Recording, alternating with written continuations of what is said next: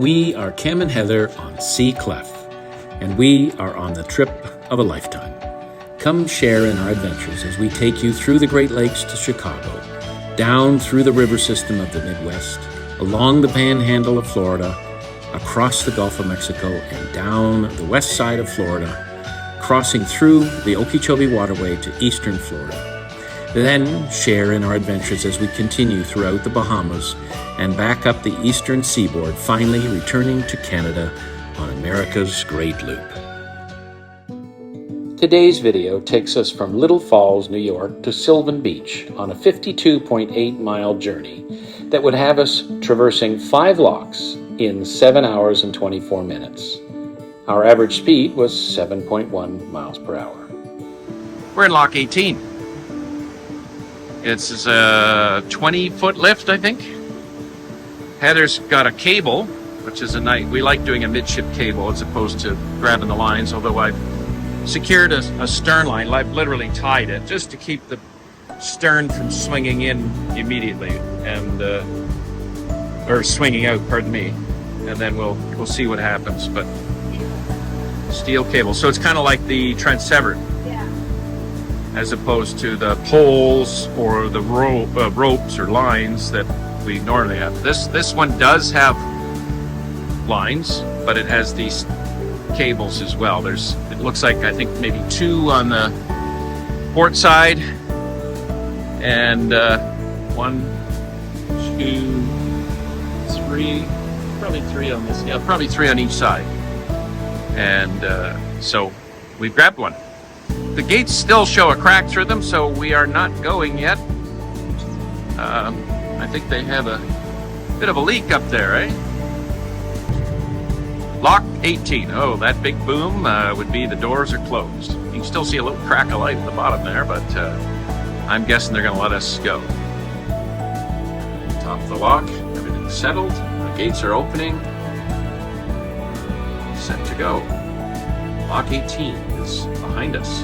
This is our 3rd last upbound lock, and then by lock 21 we'll start going down again.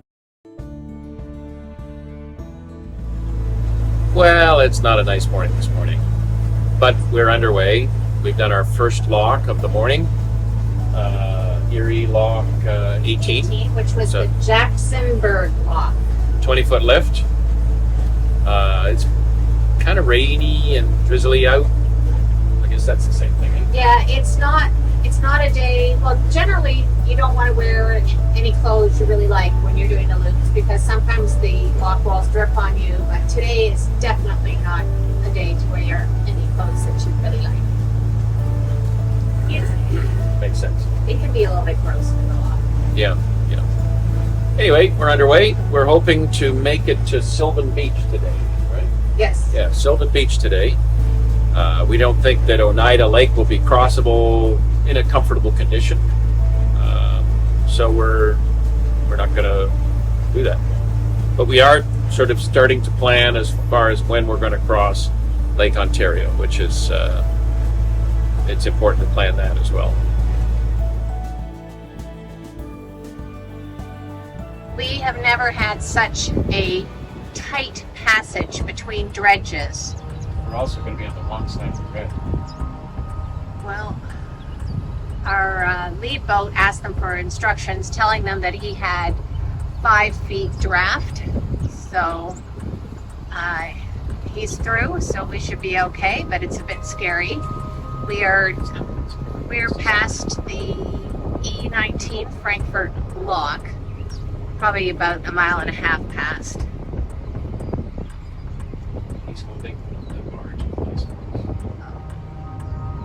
That's very nice of him.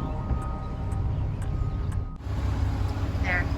Yeah, that's what Cam just said, that he was using his shovel to hold the barge in place. We're by the first one and navigating around the second one.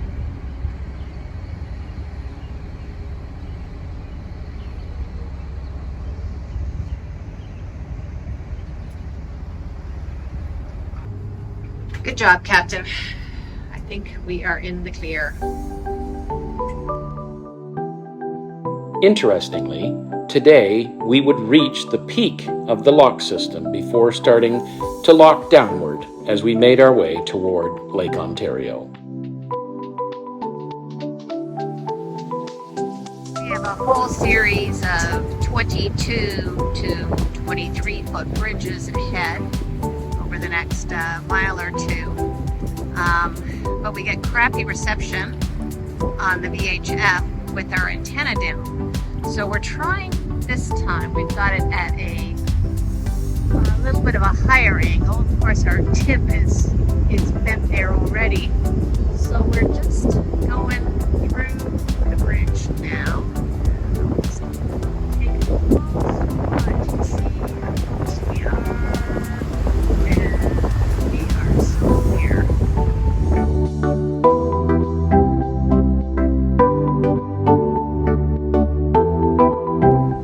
We're just now in a holding pattern. We are now traveling with 4 boats, and we're waiting at... Including us. Yeah, including ourselves, yeah. 4 of us waiting to go through Lock E19.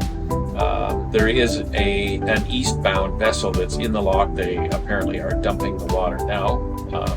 We can't quite see. It's around the corner, but the boat ahead of us, there's no point in crowding him. So we're gonna just wait and hopefully... There's a big honking yeah, I see that over there. deadhead. There's a deadhead ahead of us.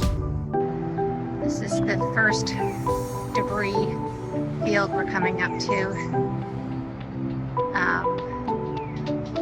Keep hearing them talking on the radio about the next log and the next log. I'm just going to move over to the side here, make sure that Cam can see that little one that's sticking up at the edge of the big pile. Apparently a lot of this stuff just like flowed out of the log.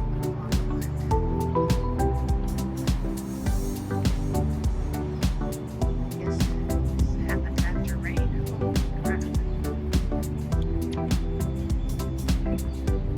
And then we have to go under shallow bridge. I think they, okay, now I see right there, you see these ones here.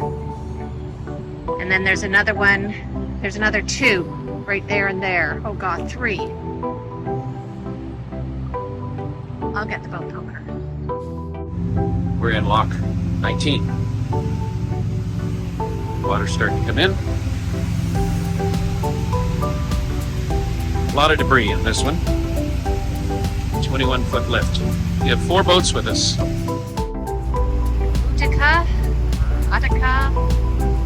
I like Utica better. They want you to know that you're in their town. Kind of a cool idea.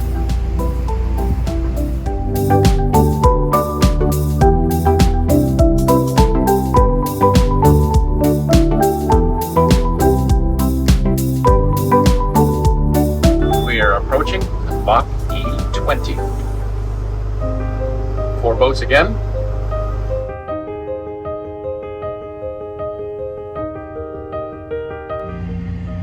We're at Lock 20. You can see the walls have significant holes in them that are fender catchers. You don't want your fenders to be caught in them.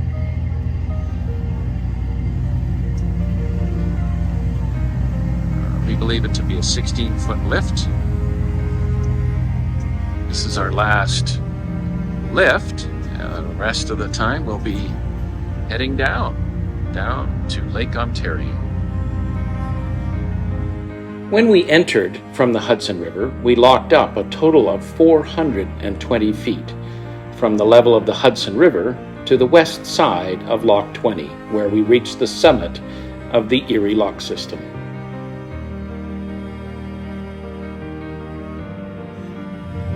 And the gates are opening. Heading out short. It's all downhill from here.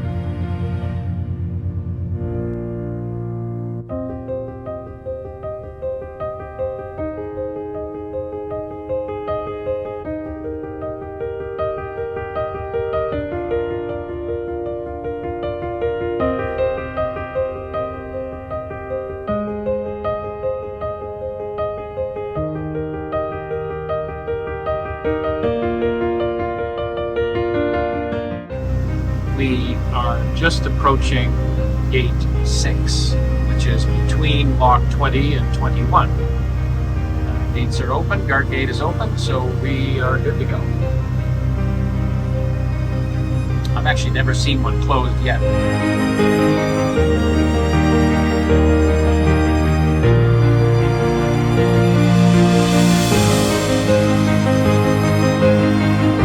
We're just passing the sign for entering Rome.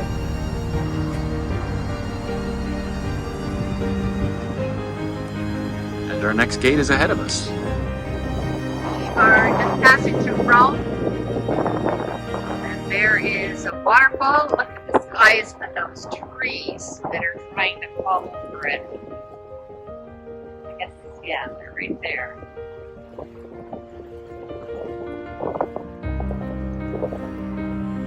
And this is guard gate number 7.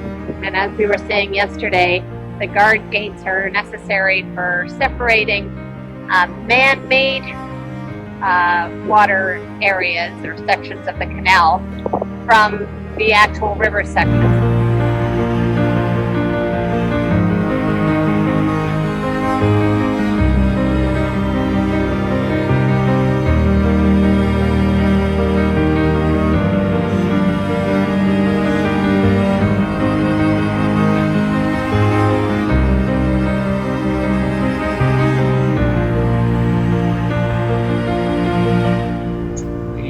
Approaching lock 21. This is our first lock where we'll go down instead of up. So we are going down 25 feet.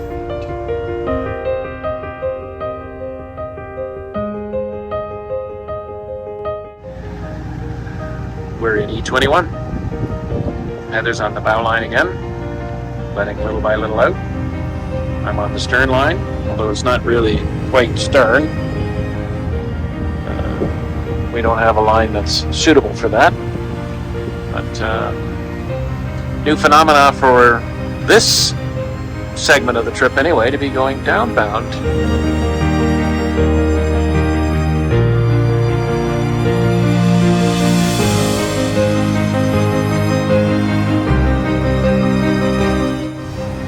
And we're leaving. One more lock for today, and then we're done on this side of the lake. And tomorrow's run is fairly short unless we decide to keep going. We're just going across the lake, and that's it. We have a reservation at Winter Harbor, but we may move on. I'm not sure. We'll see.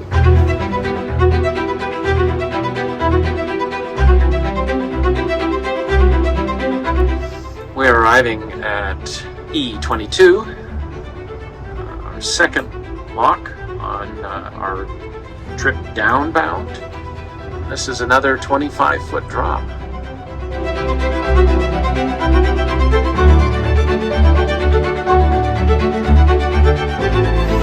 We're in lock 22, and it's a little rough. We're just about down, I'd say. All the usual crew that we've been with today. It's been a bit of a slow day. Had some slow boats with us.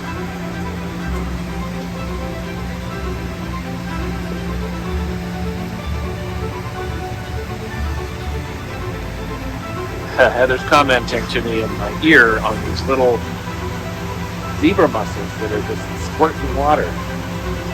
Squirts all over the place.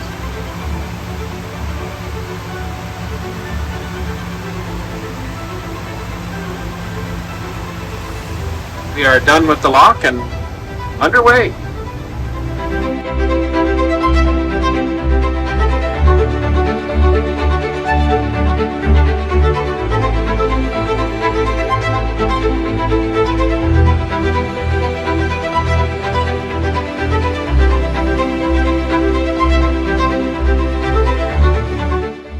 At the end of our run, we docked with several fellow loopers along the breakwall of Sylvan Beach, which was a free dock.